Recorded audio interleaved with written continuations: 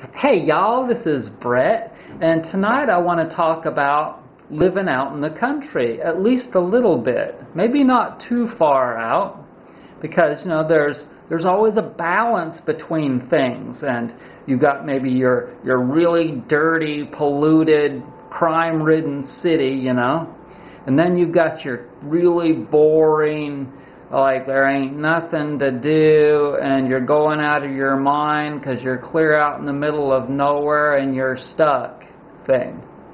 But then there's this perfect place in between. And, out in the country, things can grow big and healthy and vibrant. And farm girls, every guy wants a beautiful farm girl.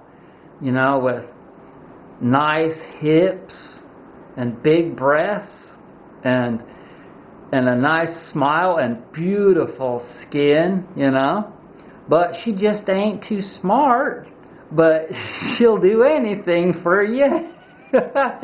And you gotta love them. But, if you're somewhat deficient like me and you know the value of clean air and clean food and good soil and healthy water with no chlorine and no fluoride, then there's a draw towards being in the country. But then you know that, man, I don't know that I want to be too far out there because I might lose my mind. And you never know what kind of people like that. There are some odd thinkers that can live out in the clear, out in the boonies, and some strange groups, as we all know. And so you want to talk to your neighbors in the area that you potentially might want to move to make sure that they're okay up here. And you don't want to see any kind of like Confederate flags flying out in the front yard. And the more garbage and like old cars and stuff, there can be signs. There can be potential signs out in the yard, and you might not even have to stop by and say howdy. So, these are just some of the things that I think about when I think off-grid. And and I'm sewing. See, I'm sewing that pillowcase. And life isn't bad, but I'm just pondering. I do a lot of pondering on all kinds of things that you'd think I was really strange if I told you everything, and I'm not going to. But now don't let your imagination run wild here. Remember, focus on the breath.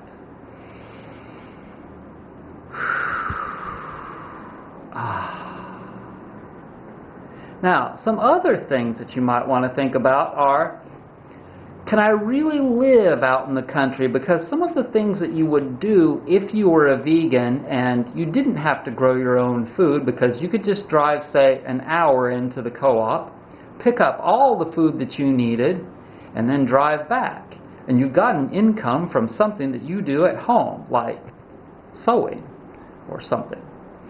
Then the pastimes that you'd have at home if you lived out in the country might be reading a book. And, not everyone can just sit and quietly read a book if they're used to messing around on the computer all the time, watching television, going to World Wrestling Association gatherings, or watching stock car races.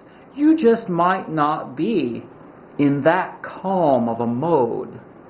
And so, you've got to kind of prepare, and you've got to kind of get to that point. If you're a new vegan, then you're just getting used to eating the vegan diet, which is very calming in itself. And so it may take years for me to get to the point of where I'm ready for such a peaceful environment. And man, I really want it.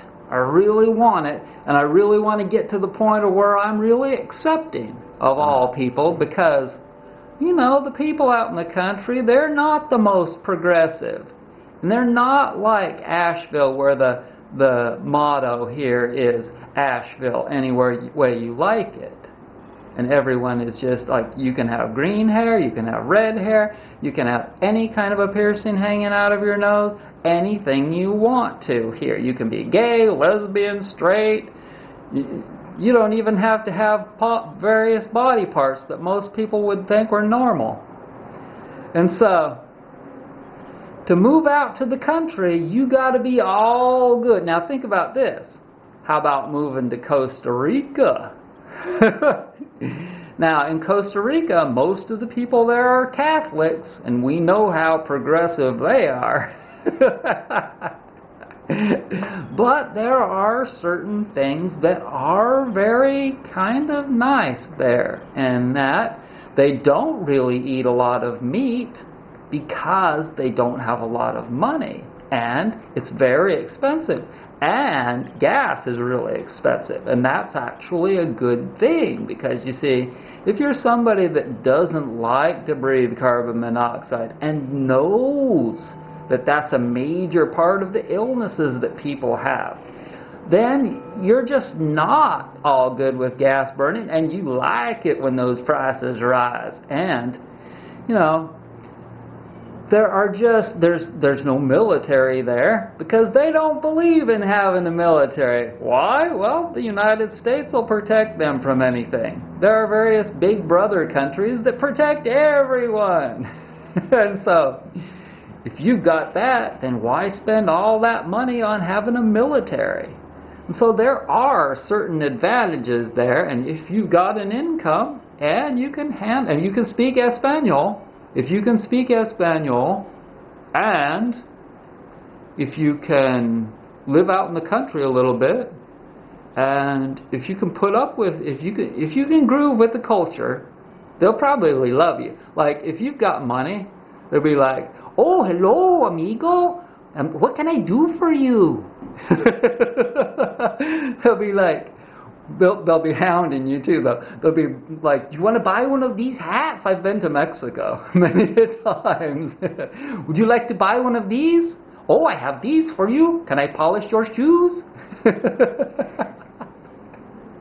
So I'm telling you, there are possibilities for vegans in the future that want to escape from mainstream American society, and it's just things that I ponder on, like almost daily, sometimes for hours. All right.